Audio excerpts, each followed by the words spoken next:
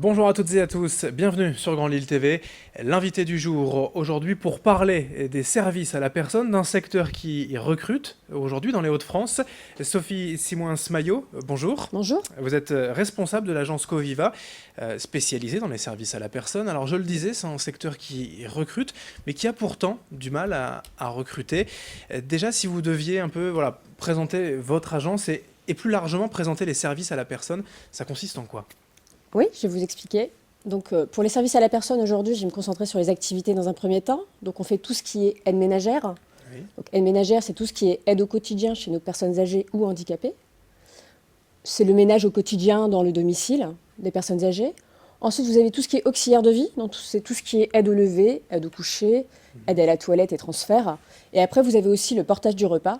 Donc en fait, ce sont des livreurs qui viennent vous porter des repas qui sont commandés chez les traiteurs. Et vous, votre rôle d'agence, c'est de mettre en relation les personnes ayant besoin de ces services et ceux qui viennent les aider directement ? Le rôle que j'ai principalement, c'est de transmettre tous les besoins, en tout cas de récolter les besoins de mes clients, adapter l'offre de service et adapter aussi le personnel par rapport à cette demande.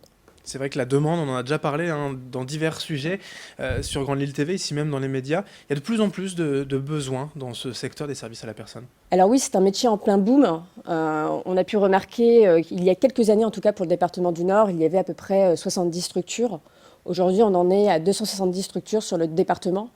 Donc vous pouvez vous douter qu'aujourd'hui, on a besoin de main-d'œuvre dans toutes les structures d'aide à la personne.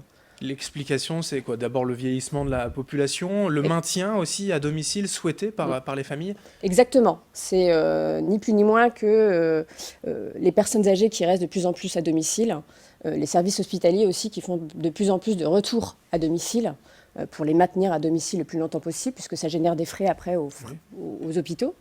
Donc le but pour nous, c'est de faire le relais entre les services médicaux et nous, on vient en dernier recours pour tout ce que je vous ai dit, donc l'aide à la toilette et la continuité des services. Et il y a des difficultés pour vous, votre agence, et même en général, à trouver les bons profils pour recruter ?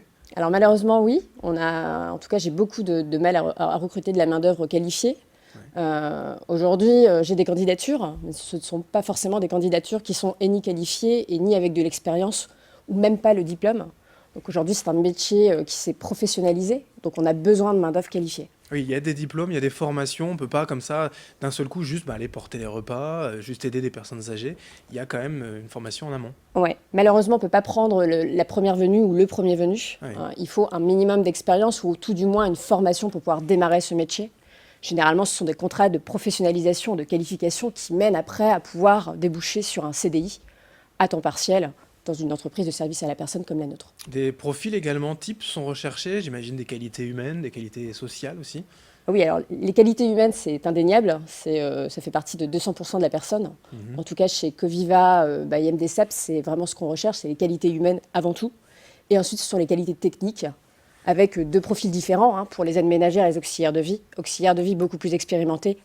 Aides ménagères, il faut un petit peu d'expérience, un BEP carrière sanitaire et sociale et conseiller. Mais beaucoup plus poussé vers l'auxiliaire de vie. Ce sont des métiers qui ont un caractère difficile dans l'esprit finalement des gens. On a du mal à recruter aussi parce que c'est un métier qui peut ne pas plaire finalement. Je pense que la difficulté vient aussi des plannings et des horaires. Effectivement, ce sont des métiers, ce qu'on appelle avec des coupures. Donc on travaille le matin, on travaille un petit peu le midi et un petit peu le soir, puisque c'est l'utilité que l'on a aujourd'hui chez les personnes âgées, tout simplement. C'est pas un désir de certains moments de la journée finalement, mais pas en continu. Pas en continu. Alors, on essaye de combler, on va dire, ces espaces-temps dans le planning par des prestations de ménage pour pouvoir respecter après la vie privée de nos salariés et que ce soit un peu plus confortable en termes de métier et un peu plus valorisant. Malgré tout, venir comme ça en aide aux personnes âgées, c'est un métier aussi, vous pouvez le dire, qui a du sens dans la société. Je pense que ça a complètement sa place et du sens effectivement dans la société, à partir du moment où malheureusement vous avez des personnes isolées. Donc on est là pour les aider, pour pouvoir les accompagner.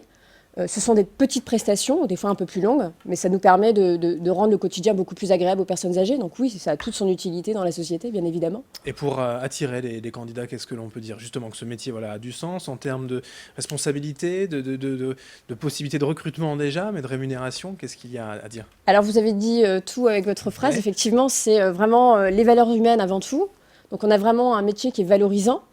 On rentre chez soi avec une plénitude en tout cas, puisqu'on rend service à ces personnes âgées. Donc je pense que pour un fort intérieur, c'est ce qu'il y a de plus important. En tout cas, c'est mes convictions à moi et c'est ce que je revendique dans mon agence, c'est les valeurs humaines. Ensuite, en termes de rémunération, vous pouvez évoluer dans le cadre de ce métier. Donc l'évolution du salaire va avec la convention collective qui est votée. Donc on a une grille de salaire et qui permet aussi d'évoluer, d'être formé aussi. Et c'est un métier qui se professionnalise de plus en plus, puisqu'on a de plus en plus de besoin de main-d'œuvre. Voilà, donc c'est indispensable. Justement, quelle est aussi la manière pratique pour vous aujourd'hui de lancer cet appel à recrutement? Alors on l'a dit, il y a des formations en amont, mais comment ça se passe chez vous? Alors, en termes de formation, alors pour les équipes existantes, on fait un bilan annuel en fait avec mes salariés pour pouvoir regarder là où le bas blesse, c'est-à-dire en termes de formation, leur présenter les formations qui sont utiles et pour valoriser l'agence et valoriser aussi mes salariés.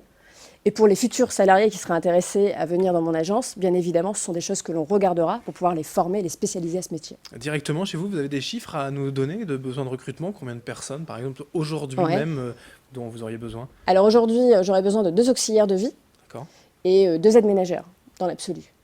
Et tous les mois, approximativement, j'ai besoin entre 2 et 3 personnes en CDI à temps partiel. Bon, pour vous contacter, j'imagine qu'il y a une page internet, un numéro de téléphone, tout ce qu'il faut? Il y a une page internet, il y a un numéro de téléphone à contacter ou une adresse mail pour le côté plus pratique. Voilà, pour certains. On affiche sur l'écran directement. Voilà. Merci en tout cas Sophie Simouins-Maillot, donc responsable de cette agence Coviva spécialisée dans les services à la personne, un secteur qui recrute. Il y a des offres d'emploi dans la région. Merci d'être venu nous en parler aujourd'hui sur Grande Lille TV. Merci à vous. Et merci de nous avoir suivis. Dans un instant, l'info continue sur Grande Lille TV.